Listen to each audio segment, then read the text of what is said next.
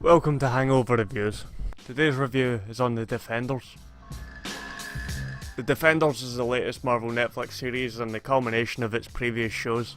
Daredevil, Jessica Jones, Luke Cage and Iron Fist. It's all about those characters coming together to stop an evil thing happening.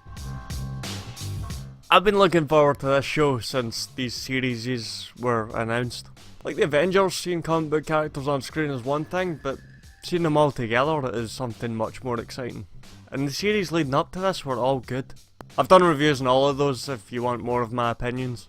But if you can't be bothered doing that, I'll just tell you that my main problem with all those series is that at some point or another they did seem to drag a little bit. So seeing that this series was also going to be 5 episodes shorter was also exciting.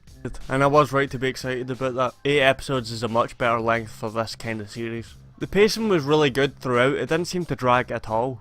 And it also didn't feel rushed at any point. The story is also well balanced between the 4 main characters, giving them all a good amount of plot and screen time each.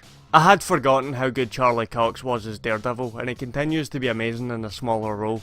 Kristen Ritter and Mike Coulter are also just as good as Jessica Jones and Luke Cage. I know a lot of people didn't like Finn Jones as Iron Fist in his series. I did like him, but I understood why people didn't. I think this series solves a lot of the problems people had with him. He works well as part of the team rather than a solo lead. But like I said, I always liked him. I'm interested to hear what people who didn't like him in Iron Fist thought of him in this. I thought the 4 characters worked really well together. The actors all have good chemistry and started to feel like a real team fairly quickly. Although it felt a little too quick, story wise. They only seemed to know each other for a few hours before they were all acting like best friends. It's a bit of an exaggeration, but... Sigourney Weaver is an excellent villain. You get a sense of who our character is very quickly. There are far too many hints about our character's secret though. You really get the point on the first one, and then they just keep hammering it in. If you watch Daredevil and Iron Fist, you will be expecting great fight scenes in this series, and you will not be disappointed. Nothing quite compares to the Daredevil hallway fight style, but there are some cool scenes here.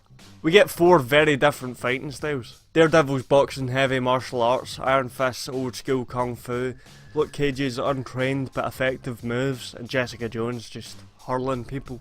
Character powers seem to fluctuate a lot during the series. It's hard to get an accurate reading on how good Daredevil's senses are, or how strong Jessica Jones and Luke Cage are.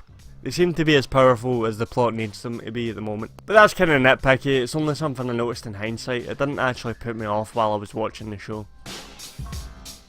Much like the preceding series, Defenders is far too violent, bloody and dark for a hangover. It has lighter moments than Daredevil or Jessica Jones, but it gets just as gruesome, if not more. So I'm going to recommend you don't watch Defenders with a hangover.